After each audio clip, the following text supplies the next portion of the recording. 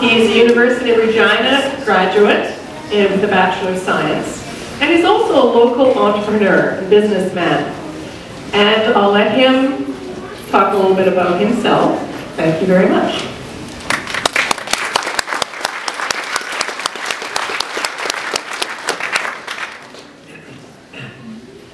Recipients, distinguished guests, administrators, teachers, family, friends, ladies, gentlemen. Webster's Dictionary defines success as the degree or measure. Okay, you know what? Forget this. You don't need me here. You just won the best award in the city, am I right?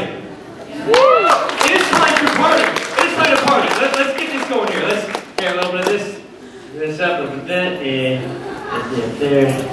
That's not it. And I got away from my phone. BlackBerry.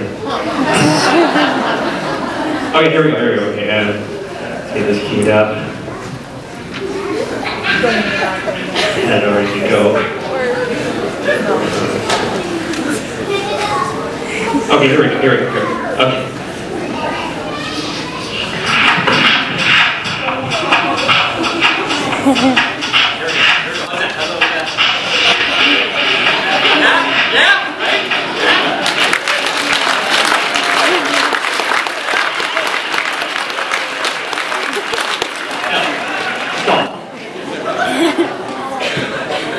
Recipients, do you remember when you graduated grade 8? Remember when you got your first A+ in high school? Do you remember maybe a city championship? Perhaps a provincial art award, acceptance in university, a scholarship? Was it shut down Saskatchewan and party time when those things happened? You're probably thinking, oh, yeah it was, but if I know you, and I think I do because those things happen to me too, a little voice inside your head was saying, I'm just getting warm. If so, I'm not surprised. I swear, it's programmed into only a rare few. You are that few. It's not arrogance, it's confidence. And it rises up from the depths of the two most parasitic words I know. That's hard. This verbal disease can also go by such aliases as difficult, can't be done, or even impossible. I would have made a different speech if I was here to motivate you, but I'm not. You've already got motivation, discipline, an intense work ethic. It's what sets you apart from 90% of your school and got you to this very elite fraternity. Now I'm here to push you.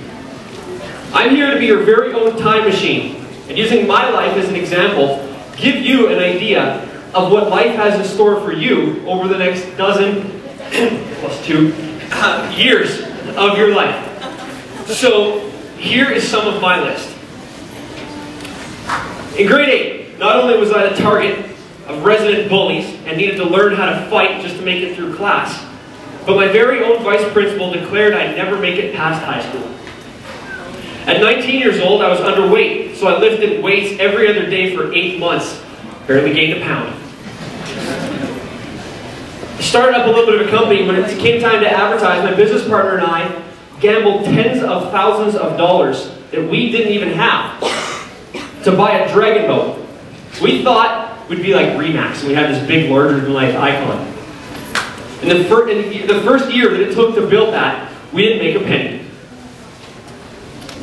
Last year, my companies attempted to bring a youth summit to Saskatchewan. We failed due to lack of sponsors.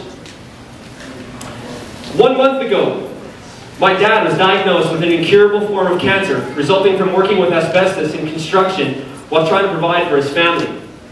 Western medicine wrote him off, so my family and I have been tasked with finding a cure for cancer. I could go on and on. So why bother? Why do we go through these long lists with odds clearly stacked against us? A year ago, I used 2 different words to answer that very question, and it also served as a mantra for the 2011 recipients. Those words were, "You're crazy." And all good fun, though, I promise, and you can see for yourself on YouTube. But seriously, why is it that 10% must put up with the hardest junk. Shouldn't there be some sort of a clause in the karmic code that says if you work hard, you get rewarded? No, there isn't. Because it's only those who can handle it that are given life's worst. And how you handle it that defines your character. Here's how I handled hard. Let's go back to those 5 points. The first one. This one's actually my favorite. When I was outnumbered in schoolyard brawls, once a long time ago, I'm now a second-degree black belt and head instructor at Focus' and Kempo School. And, I might add, a guest teacher at La Boldis in the phys ed department. La Boldis, make some noise for me. You won't be taking my class, but as for finishing high school, I did okay. Got through Miller. Miller, where are you at? There we go. Got through Miller with a 93 average, received awards including the youth salute, and I'm here before you today. The weight problem? Well, I ignored the weight, and instead I set goals. And on my 20th birthday, I bench pressed 250 pounds. As for the Dragon Boat idea, this unique business strategy grew to make us the top tourism company in the city. We got noticed by the Saskatchewan government, and we were chosen to speak at the 2007 Youth Summit, which then led to a magazine article, and to this day is a turning point in the lives of myself and my business partner. For the Youth Summit, our desire to give back to the community got noticed by Kiwanis. And now, I'm president of the Regina chapter of one of the largest community service clubs in the world. As for my dad, in the first 2 weeks of an alternative treatment that we researched, he twice experienced an increase in health and energy that he hasn't felt in 6 months. His health has restricted him from being here tonight. My mom is here to represent, and we're filming this so that he can at least see his spirit along the way. I need to say,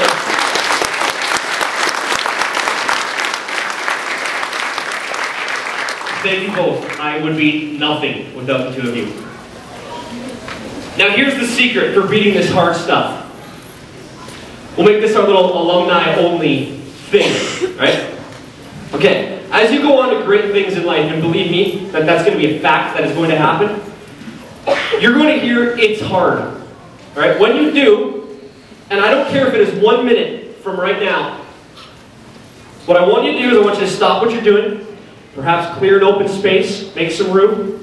I want you to look directly in the eyes of the person who is making such a statement, and I want you to laugh yourself silly.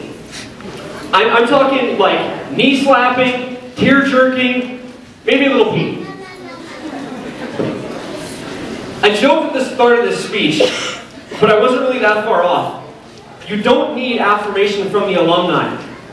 Life gave all students in the city a list.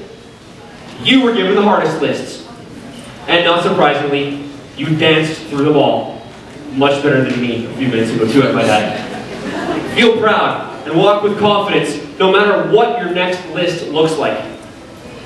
I'd like to close with an excerpt from my favorite story, The Count of Monte Cristo. Life is a storm, my young friend. You will bask in the sunlight one moment, be shattered on the rocks the next. What makes you strong is what you do when that storm comes. You must look into the storm and shout, "Do your worst, for I will do mine." Recipients, you shouted, and as a result, you're here tonight. If I know two things, they are this. One, I can't wait to see you make your next shout. The world better watch out.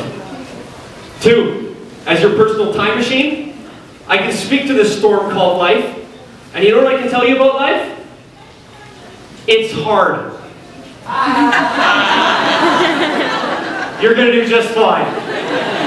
Thank you for your time. I cannot wait to meet you all personally after the ceremony. Ladies and gentlemen, what do you say we show our appreciation for these hard workers?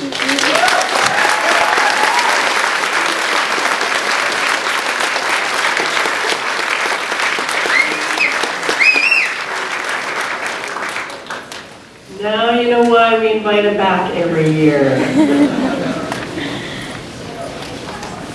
Thank you, Scott. So inspirational.